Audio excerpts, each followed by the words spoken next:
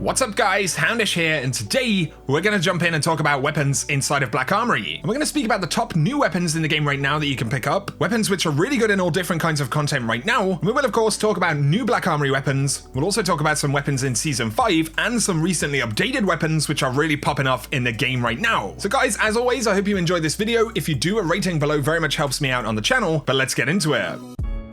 We're going to cover quite a few different weapons in this video, guys. As always, though, these are just some of the top weapons I would select which are worth talking about right now, but be sure to let me know your favorites down below. And it is worth mentioning that in terms of the metagame across the board, nothing really has changed a ton since Forsaken, so pretty much everything which has been good up until now is still really solid in the game, but we do have an infusion of new stuff, which is actually really viable and worth using, so let's break it down. The first thing I want to talk about, the first weapon, would be the Blast Furnace. It is an excellent new pulse rifle that you can get from the Forges, and it comes in the aggressive burst class, so it's very similar to Go Figure, a strong archetype in PvP and PvE, but there are very few of these to choose from, and Blast Furnace is all around the best in the stats department. So it does beat Go Figure on range, which can be maxed out with accurized rounds on the Blast Furnace, but it also has more stability by a few points. Both of these are huge stats in PvP, and you're going to want to land those shots because of course this archetype can 2-burst inside of the Crucible. With a time to kill of 0.73, naturally it's pretty insane, and obviously everyone wants to make that 2-burst as consistent as possible, and Blast Furnace does this pretty well. Of course, it's about as good as it gets in the game right now statistically, but that transfers into the gameplay of the weapon, and it's a really nice feeling pulse rifle to use. In terms of the perk rolls that people are going after though, accurized rounds, like I said, is going to give you maximum range on this thing, which is pretty epic. Also though, steady rounds is kind of a viable option because it does give you a ton of stability, and even though it knocks some range off, the base range of this weapon is pretty high, so you aren't really losing out compared to other pulse rifles in this archetype. But Zen Moment turns out to be a very good perk on this pulse rifle. These things do have a lot of recoil, so anything that improves that is definitely helpful. Also though, you can roll Outlaw, Feeding Frenzy. Both of these bonuses can be paired with Rampage or Kill Clip for very easy 2-burst kills, and all of these bonuses rolling out on a pulse rifle with very good range as well. It's safe to say that Blast Furnace is an absolute monster. Speaking of absolute monsters though, we're going to jump back to a weapon that we got in the Warmind expansion. So Polaris Lance right now is a little bit of a sleeper inside of PvP content, especially because high impact scouts actually got their damage buff at the start of the season, and we're finally able to 3-tap with the scout rifles. And Polaris Lance, as a result of this, is an absolute monster at this point. If you can land your shots, this is one of the best weapons inside of PvP right now. Of course, the exotic intrinsic allows precision hits to return ammo to the mag, and landing 4 precision hits loads a delayed solar explosive round for your next shot. Obviously, this is a great bonus in PvE content.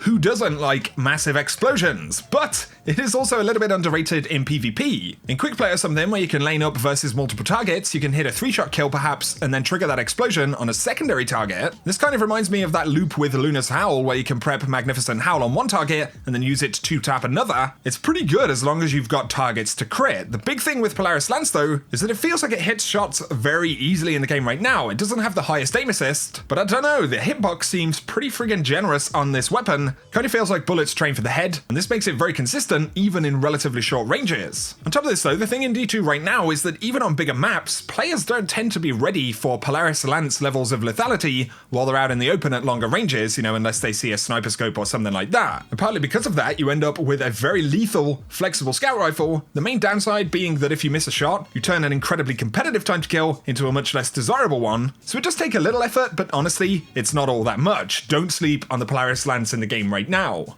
Now though, let's speak about the breakneck auto rifle. Of course, this is the Gambit pinnacle weapon for this season. Breakneck is a precision frame auto, very respectable stats overall, but of course, the special thing about this weapon is the perk combination of Rampage and Onslaught. Of course, Rampage increases damage every time you get a kill, which you can stack up to 3 times, and Onslaught increases rate of fire every time you stack Rampage, once again up to 3 times. And Breakneck is able to put out some seriously good damage for an auto rifle, whether you're slaying down mobs or proccing that perk combo and going after yellow bars or major enemies. It's absolutely one of the best auto rifles in the game right now. And like I said, Rampage activates when you get a kill, which increases damage, but each stack of Rampage increases the rate of fire without changing that damage. So the DPS does increase quite a bit, and it's very simple, but very strong, but it is supported by solid stats on the weapon in general, so I'd say it's one of the most enjoyable auto rifles to use right now, purely in terms of feel, as well as the fact that it's a very efficient weapon. A mod that you'll want to put on Breakneck though would be Rampage Spec. This actually increases the duration of Rampage, and in turn that actually increases the duration of the Onslaught bonus as well. 100% Rampage Spec is the best thing that you could rock on the Breakneck. Now though, let's talk about the new bad boy shotgun in this DLC. It's kind of like one of these. Of course, the Ikelos shotgun, but we're going to talk about the threat level. This is a rapid fire frame shotgun, and you can pick this up in the Scourge of the Past. And the thing that makes this immediately interesting is that it's capable of rolling trench barrel. Of course, melee hits grant increased damage for 3 shots, and obviously this is the optimal DPS perk for a shotgun. But considering it comes on threat level, we now have a year 2 equivalent. However, it's in the kinetic slot and is capable of taking year 2 mods, so already it's a very appealing shotgun. And if you want to rock an elemental primary at the same time or something, then you'll be in a really good spot. And you can also go for bonuses like accurized rounds and rifle barrel to bump up that range and reduce the damage drop off. But threat level can also roll with other very appealing perk combinations that actually stand up to trench barrel. And Surrounded is one of them. So Surrounded procs bonus damage when enemies are close, but Surrounded spec improves that damage once again and allows that damage to linger for a short time when you're no longer actually surrounded. With this combo, you can do more damage than what you'd see with trench barrel. But of course, you need enemies around you, and this is where certain types of content will really suit this weapon. So first up, Forges. The Surrounded roll is literally 10 times better than the trench barrel roll in Forge content in general, because you're basically always surrounded by enemies. You can 1 or 2 shot nearly all of the major enemies because Surrounded is nearly always procced. It is a little more inconsistent for bosses since you won't always be surrounded, but I'd say in the game in general, there are probably an equal number of opportunities to use Surrounded spec as there are to use trench barrel. Honestly guys, this Surrounded spec shotgun thing is absolutely legit, so look out for threat level dropping in the Scourge of the Past. We do have a couple more Forge weapons to talk about briefly. Firstly, I'd mention the Hammerhead. Now this is one of the few heavy machine guns in D2, but it is the best legendary machine gun in the game because of its stats. Both the Hammerhead and the Avalanche are adaptive frame machine guns, so like the Thunderlord, they fire at 450 RPM, but Hammerhead, however, dominates in the stats department with much higher base range and stability, as well as handling, reload, and recoil direction. It feels a lot better to use than Avalanche in general in my opinion, but the obvious strong point for Hammerhead regardless of that is the base performance, but also the fact